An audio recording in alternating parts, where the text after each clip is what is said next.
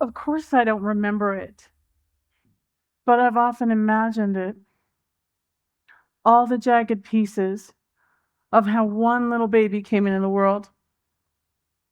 Tiny, frail, struggling, 3 pounds, baby girl. Some babies are wanted, some are not. I was not. The young woman who found herself pregnant with me was in a desperate situation. She called her parents and she said, if you don't come and get this baby, I don't know what's going to happen to her. Dr. Bessel van der Kolk tells us, after you are traumatized, you live in a different universe. A different universe. Have you ever been so shattered? Your whole world collapsed. And in that moment, you knew nothing would ever be the same again. I wanted to be a therapist since I was 12 years old. So I went after people, hurt people, who I wanted to sit with them in their deepest, darkest, broken places. So I spent my life working in psychiatric units and hospitals and senior care agencies and community programs. And then I spent the last 24 years in a small office in private practice. People come to my office and they tell me the deepest, hardest, most painful, most shaming, most horrific things that have ever happened to them. And I'm blessed to sit in a room with them. That is the first breaking. The thing that happened to us. But the second breaking can cut you so much deeper. The second breaking is what you told yourself about who you are because something happened to you, because something broke you. The second breaking is the uninvited voice in your head that knows all your broken places. When I was 5 months old, my real parents, my true parents, the only parents I have ever known, drove from Colorado to California after raising 8 children. They thought they were done. And then they decided to keep me too. They saved me. They wanted me. They had no idea what way they were getting themselves into. I had failure to thrive syndrome. I already had an attachment disorder, and I couldn't hold my head up. And my mom told me this story many, many times. The doctor told us all this little baby needs is love. So we loved you. They loved me. They loved me, especially my mom. My mom could heal me with the look she gave me, with the words she spoke into me, or with her warm buttered bread and homemade peach preserves. And my dad would roll all the windows down and sing full out, full blast, so everyone could hear. It wasn't a perfect family. And at times there were deep wounds. But there was also love. And there was also joy and laughter and stories and gathering around our kitchen table. Yet, as I grew, 4 voices made a home inside me. They became a part of me at all the places where life had broken me, all the places I hated in myself. And no matter how far I tried to run from them, they always found me because they never really left me. In my worst moments, on my worst days, I could hear them. 1, you will not be chosen. 2, you will not be wanted. 3, you will not be loved. 4, no matter what you do, you will never, ever be good enough.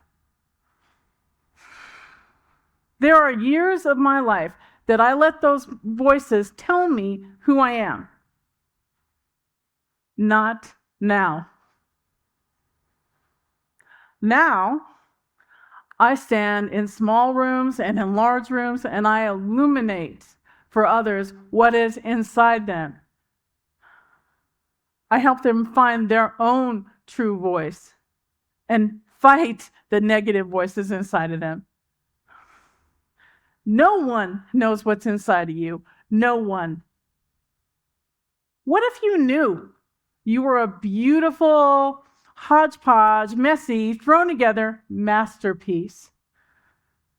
What if you knew you were an extraordinary, exquisite, full of light, fierce, completely lovable, totally worthy warrior?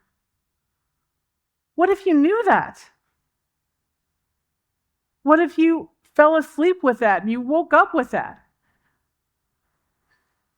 But what if you didn't know that? What if every day instead you told yourself, I am nothing or nothing special? What if you called yourself small, insignificant, defective, damaged, not good enough, stupid, ugly, unworthy? Many of us bear the battle scars of what we've been through. Perhaps the loudest, strongest voice inside of us is the one that says, the one that scares us the most is the one that says, if you really knew me, if you really saw me, then you wouldn't love me. We hold every moment inside of us, every breath, every sound, every thought, all that is conscious and all that is unconscious. We take it all in. We breathe it all in.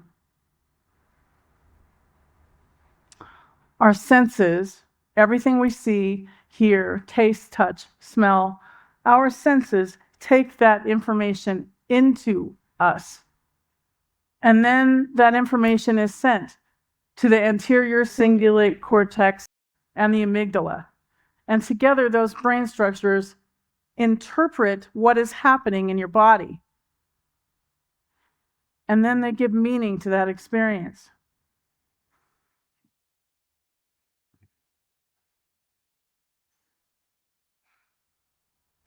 What if you are listening to the wrong voice? What if you have listened to that your whole life?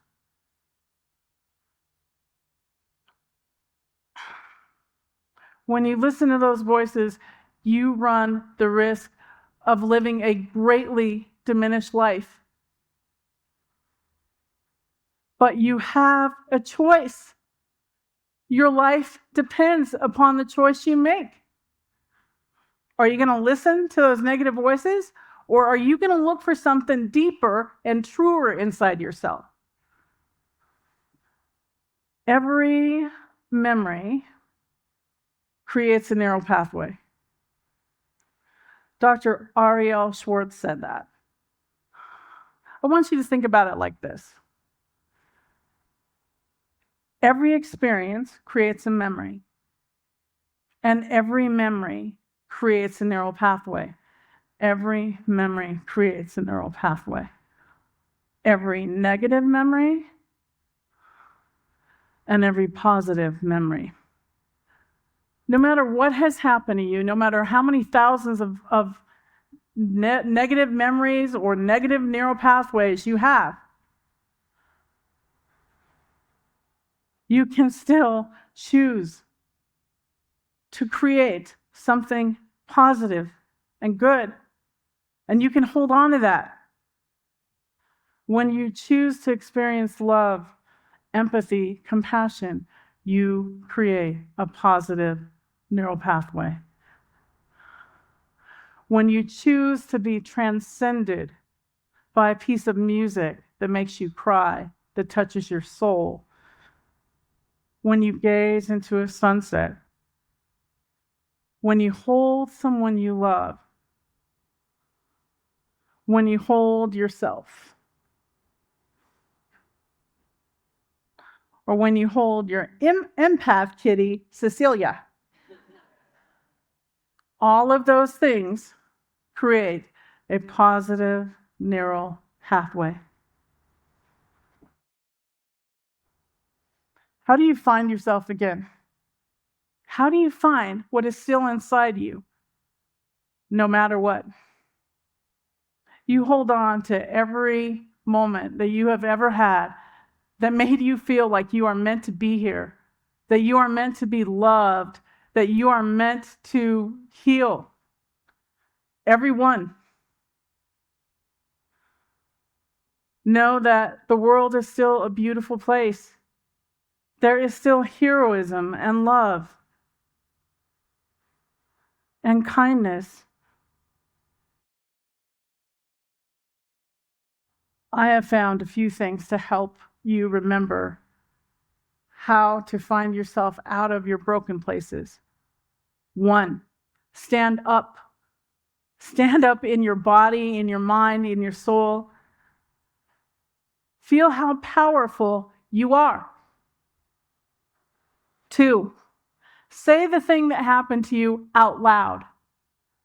When you say it out loud, it loses any power it ever had. And you find out the world did not end. If you can, say it to someone who is worthy to hear it. The person you love most in this life. Your best friend in the world. An extremely good therapist. And if all that's too scary, practice on your empath cat, Cecilia. Move your body. Run, dance, leap, skip. Move in any way that you can. Your body has a powerful way of healing you. Finally, know that you are worthy. There is not one place in you that is not worthy of love, that is not worthy to live your extraordinarily beautiful life.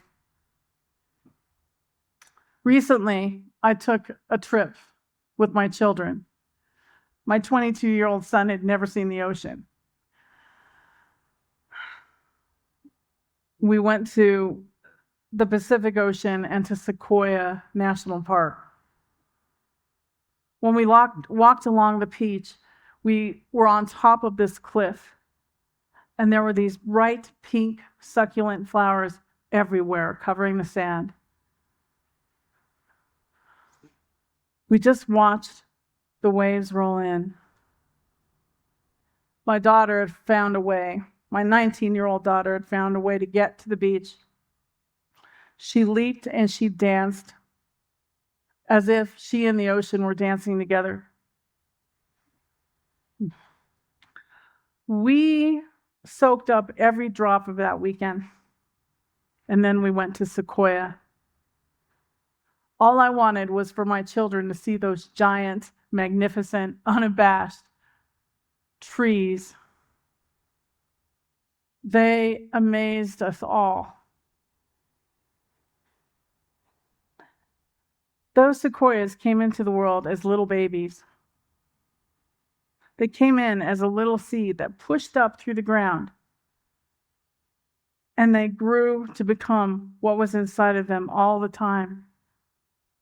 They took on the wind, the fires, the storms, and they still became that. There is something magnificent that I wanted my children to see was inside them. And there is something magnificent inside of each of you. I want you to hold it and believe in it, and I want you to see it. I want you to see that you are incredibly lovable and worthy, that you are fierce and brave, even when you don't know that. That there is something amazing in you. It has been my absolute joy to be here with you today. Thank you. Thank you.